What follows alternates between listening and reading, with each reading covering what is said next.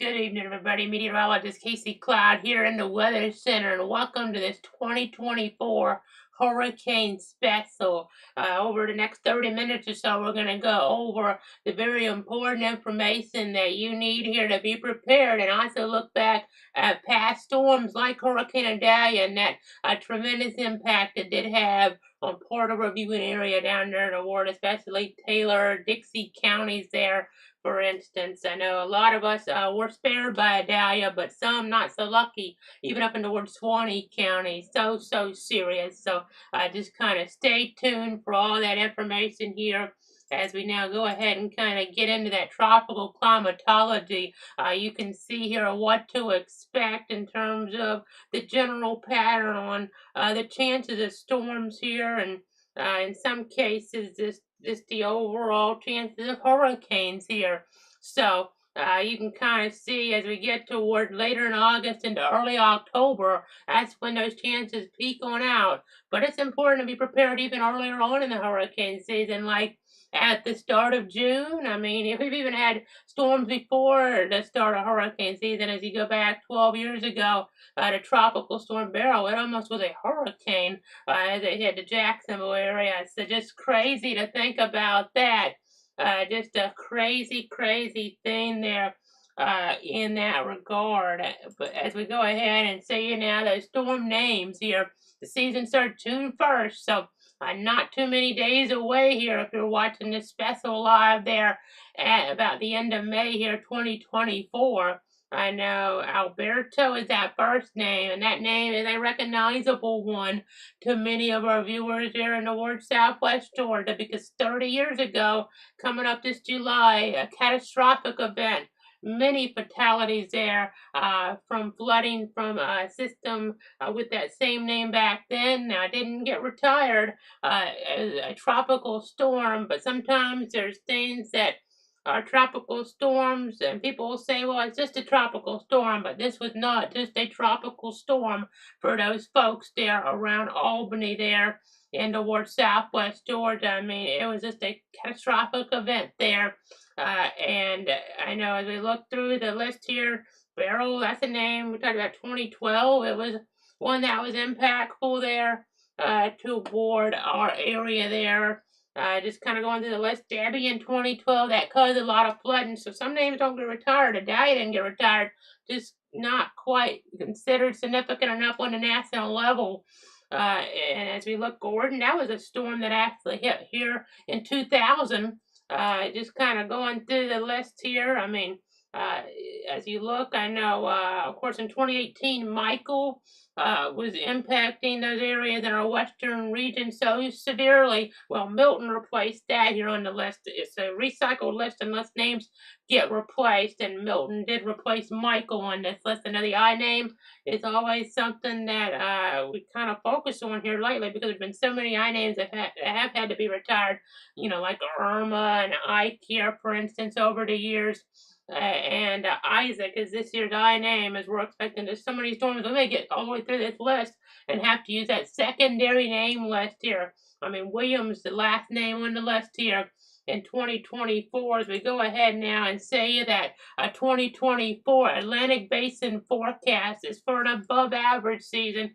A very active season is expected. I mean, the parameters really coming together for many storms out there. The water temperatures are warm, and then you also have environment here instead of really that El Nino, more La Nina here, and that's gonna be something we didn't have last year, even though we got hit locally. It was overall for many folks in the Atlantic Basin not as significant of a year. Well, this year there's probably gonna be many storms hitting the U.S. It's just a matter of though, you know, where they're hitting. I mean, and just in the overall grand scheme of things, and how strong are they? I mean, maybe we'll get lucky and the more powerful storms will recurve. I mean, and you get hit here in the U.S. by weaker storms in lesser populated areas, or, I mean, you know, you could have just a catastrophic situation. It only takes one storm, like Andrew back in 1992. I know, just just a really serious thing. I know, as we're looking, it's just supposed to be really hyperactive this year. I know that description there. I actually, it says average there.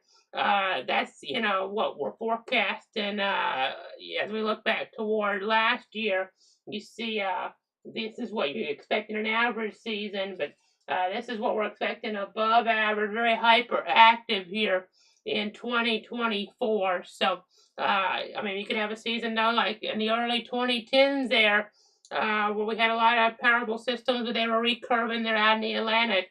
You just you never know. But Hurricane Andrew, we only had 6 named storms that year, and we had big problems. From that storm, it was one in late August, the first one in the Atlantic Basin. And this one, folks in South Florida will never forget here as we look toward that region. But now the Saffir-Simpson hurricane wind scale here, as we kind of look through things with this, I know Cat 1 hurricane, that's still a pretty big deal. You have some damage, but as you get further up the scale, becomes more and more of an impact. I mean, toward Bradford County where I'm at, we really only had maybe Cat 1 conditions from Irma in 2017. It was the worst storm to impact Bradford County since 1964 and Hurricane Dora. So, I mean, you just never know. I mean, it caused power outages that lasted for a while. Of course, as you go, up the category scale, that's when you run into more problems, though.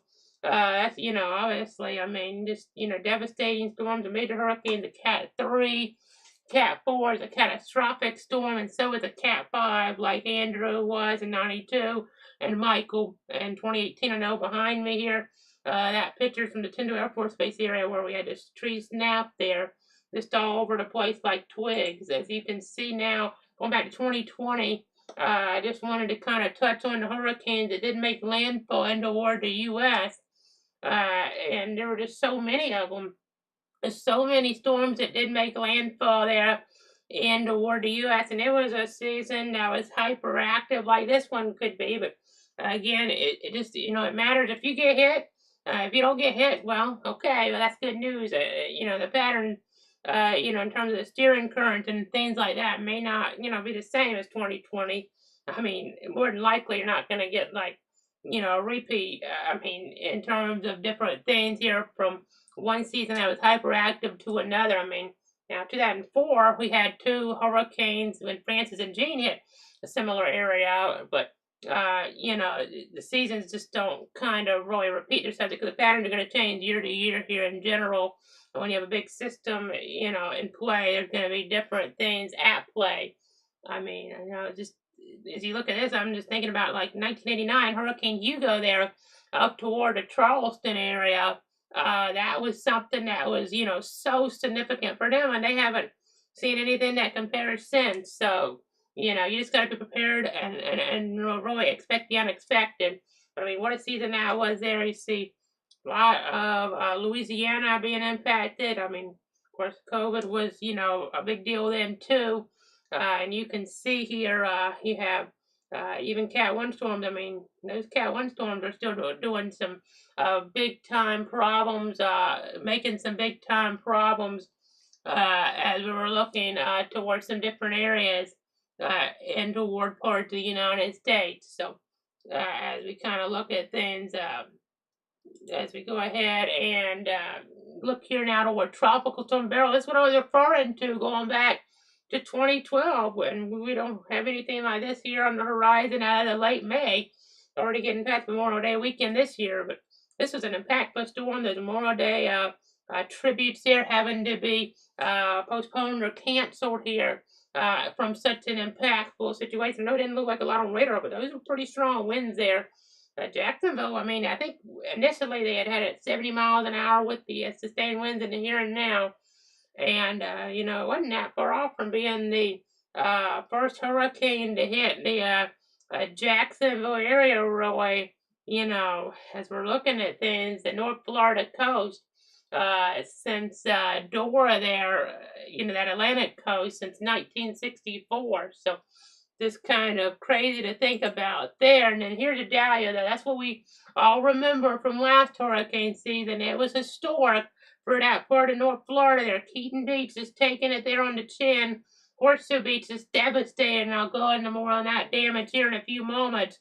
But there's max sustained winds 115 miles an hour That minimum pressure 950 millibars there, as you can just kind of see here that impact on that area. I mean, it kind of had major consequences for areas in Perry, Madison, Dallin Park. You have Mayo in here, for instance. Just some big time problems out there. As I'll go ahead and say here, Horseshoe Beach, Dixie County. You can just see some of the devastation here from this shot of things here from above. I mean, that's looking toward 10th Avenue there and 6th Street, for instance, 10th Avenue West and 6th Street. And that kind of tells a story. And then as we go ahead and see here some ground visuals now from the Horseshoe Beach area in Dixie County. I mean, this was something that, I saw firsthand a few weeks after, but it had already become kind of an iconic type of viewpoint, per se, of the impact felt by Idalia there in our area. As I go ahead and say now, some of that storm surge devastation right at the actual water line, per se. You can see here, you can just see the impact there of all of that surge coming on in there. It was very significant for those folks. More that they're here telling that story as well there in toward Dixie County, and then that wind impact, it was felt there, further on in. I mean, those winds, they were similar to a tornado. Most of the extreme wind warning polygons issued during the event.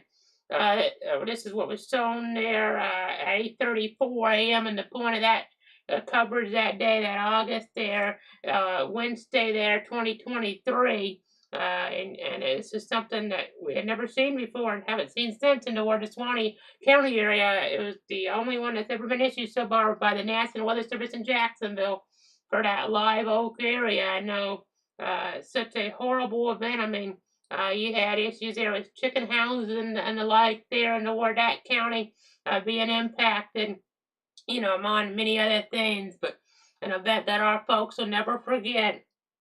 As we go ahead and say now toward the Perry area, this was how the winds were looking during the live coverage. 8:30 a.m. there on that Wednesday morning there on the Florida 511 visual. You could just see there debris blowing around, and in this shot, Roy, and just those really strong winds. US 19/98 there at Ash Street, kind of telling that story. And then this is 1 week after the storm, so that wind damage there toward a Dollar Tree in Perry. You can just see there's so much havoc being really caused here by that Category 3 storm. And I go ahead and say this was a dangerous 1 week after this tree is leaning right over the small road there. Just kind of showed the hazards that were still being posed by a hurricane a week after. And it's always important to think about after the storm you have this power outages too. I mean, and you got to watch out for those down power lines. They could still be live. And then you also got to watch out with those generators, that carbon monoxide poisoning. That can be deadly as well. Don't ever have a generator inside your home, a portable generator inside your home. As you're looking here, 1 week after Idalia, Dallin Park there in Swanee County. Look, there's a down power line I was talking about pretty much. That's what it looks like anyway. I guess it could have been another kind of line, but that's kind of the point. You don't know if it's a power line or maybe a cable line, and is it live? You just never know as we're looking there toward that area. And then more damage there with the sun. Dallin Park, I mean, that was actually some of the more significant wind damage that I saw a week after was in Dallin Park even versus Perry. I mean, there were certain parts of Perry that were hit really hard though. But Dallin Park, I mean, they felt it pretty badly there too. It kind of depends on what street you go down, really. But as we go ahead and look at historical hurricanes, 18 hurricanes in the recorded history of track within 50 miles of where we're at here in Stark, Bradford County, one of our 62 counties. But Idalia didn't make this list. It didn't quite get within that 50-mile radius. So it's just kind of a reminder here that you got to be prepared Irma was the last one, and then I know Dora really stands out there in '64. And as we look at Irma, you can see here that storm, those hurricane force winds is sustained in that red area, the maroonish area there on the screen.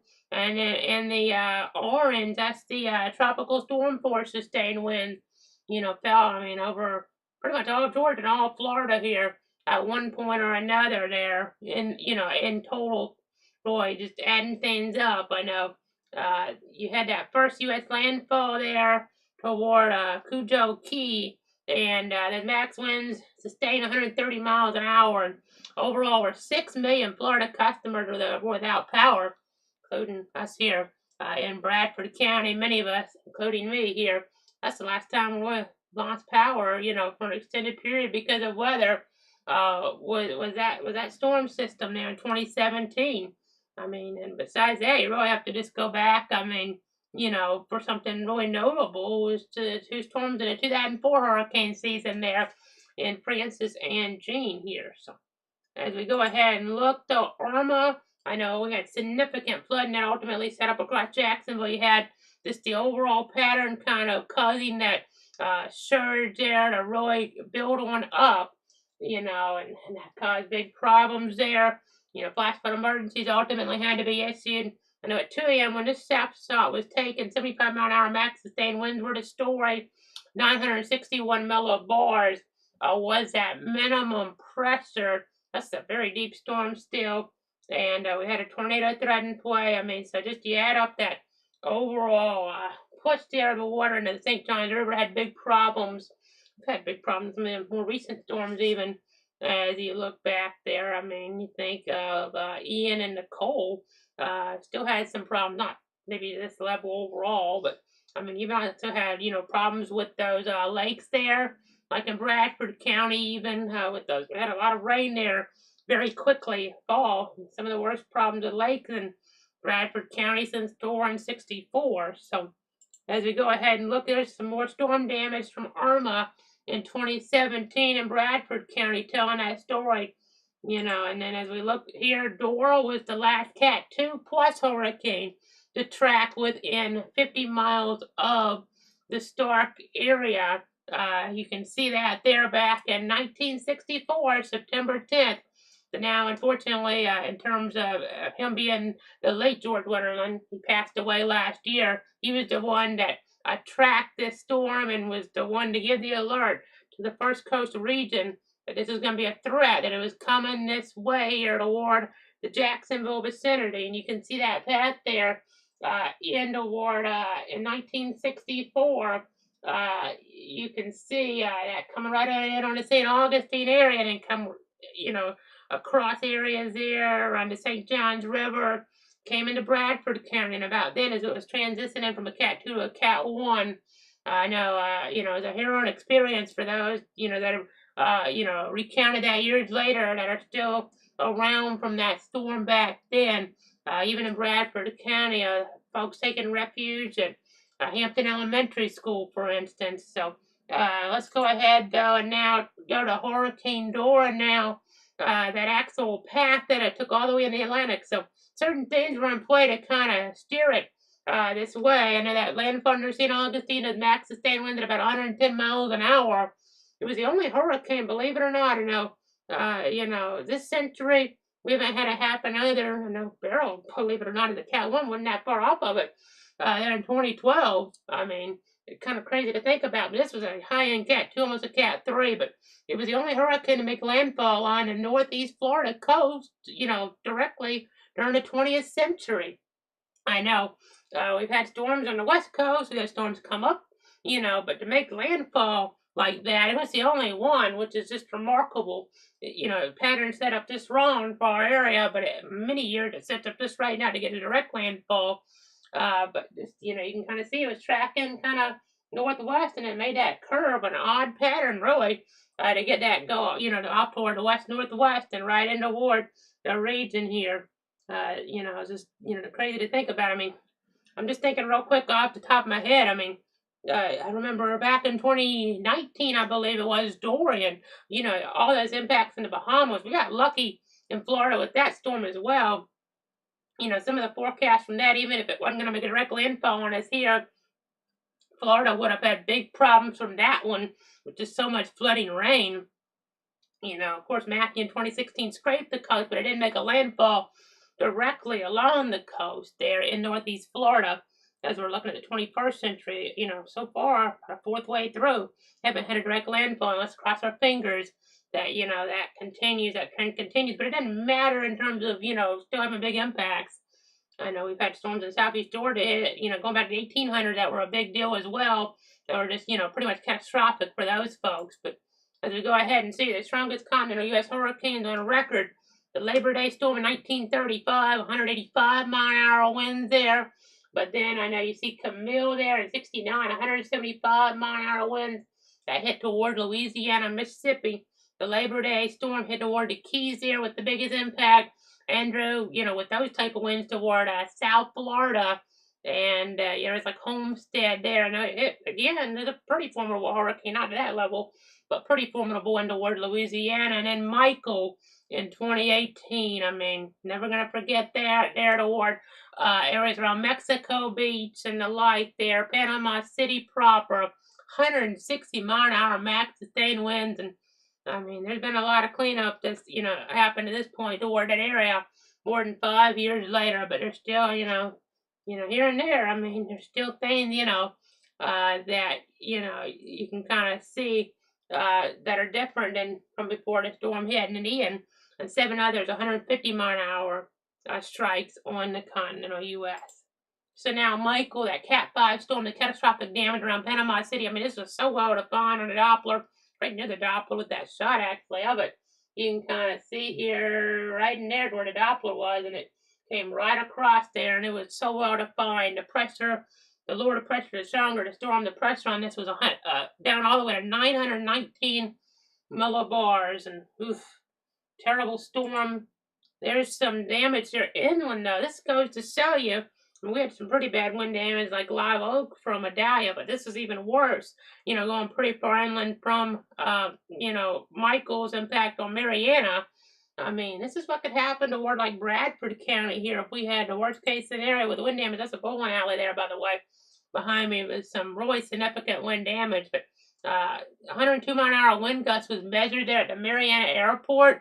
2 weeks later, nearly 50% remain without power in Jackson County. But resources are key. I know some of the more recent storms, power, has gotten back on quicker here. Honestly, there's been a lot of practice lately here in the state of Florida. So many hurricanes hitting, and practice has kind of reduced that time, that lag time to get the power back on. But, I mean, there was just extensive damage. I mean, even go back to, not too long ago now, toward Tallahassee, all that wind damage from that thunderstorm tornado event there, and that was something where, again, there's practice in play. It had been done before for other areas in the state, and for Tallahassee to a lesser extent with that wind damage, and it would kind of get things fixed a little bit quicker, it would seem.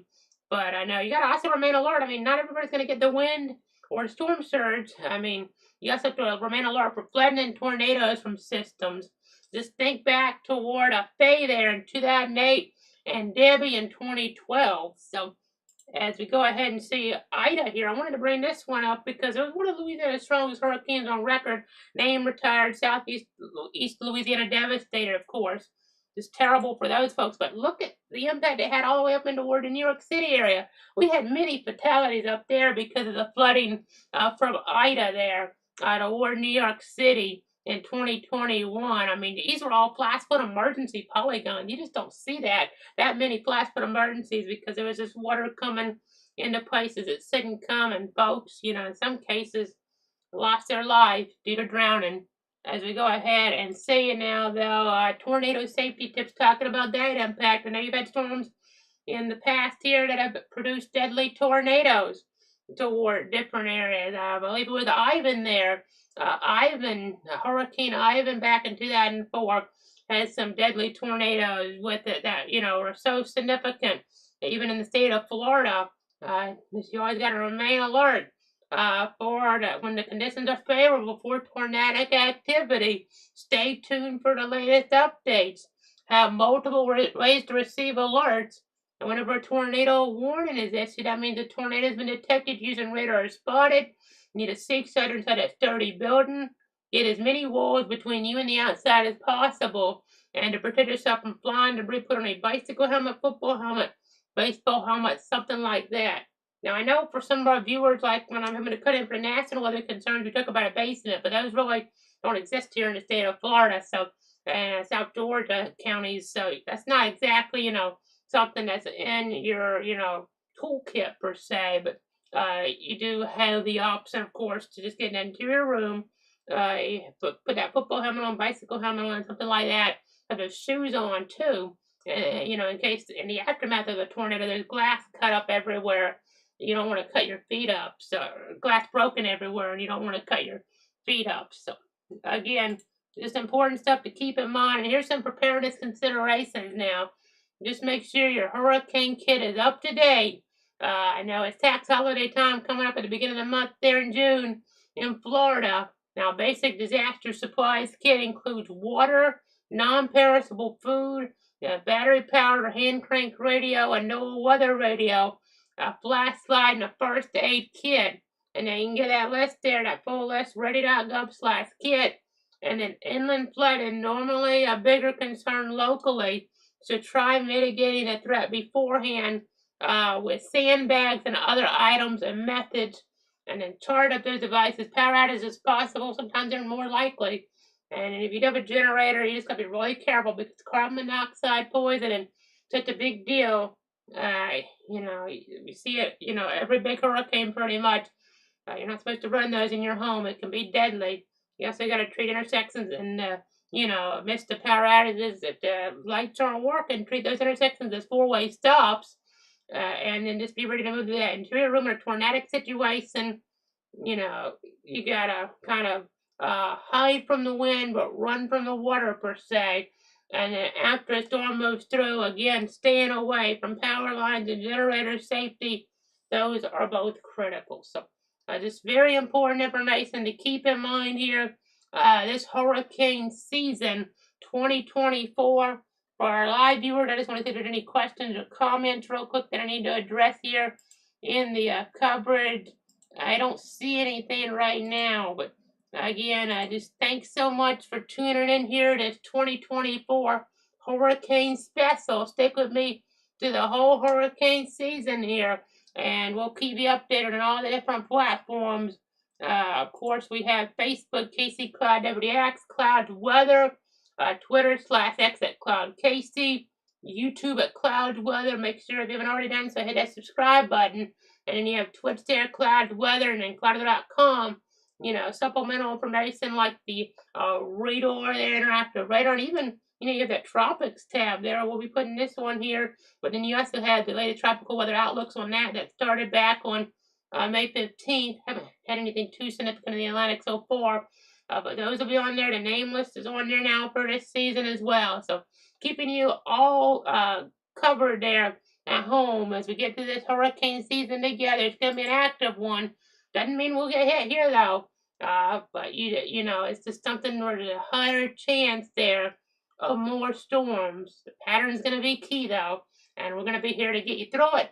For now, have a great night.